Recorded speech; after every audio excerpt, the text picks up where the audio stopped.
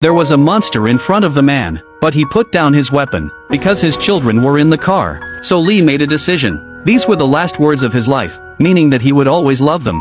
He let out a sad roar. The monster immediately pounced. Lee protected his children one last time. The two children escaped back home. The girl looked at the traces left by her father. She cried silently, but the danger was not over. A monster broke into the house. The three of them were suddenly on edge. The mother didn't dare to shoot, because she wasn't sure if she could kill it with one shot. Just then, the monitor emitted a noise. This seemed to make the monster very uncomfortable. The daughter saw this and suddenly understood. Sensitive hearing is the monster's advantage, but also its weakness. Noisy sounds made the monster feel uneasy. The daughter immediately turned on her hearing aid.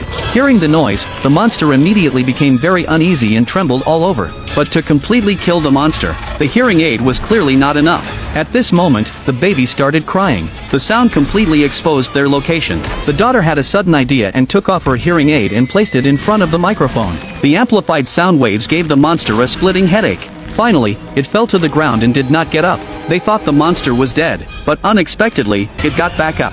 The mother immediately fired and finally killed it completely. But the gunshots attracted more monsters. However, having found their weakness, the family was not afraid. The daughter turned the sound system up to the maximum volume, and prepared for the final battle.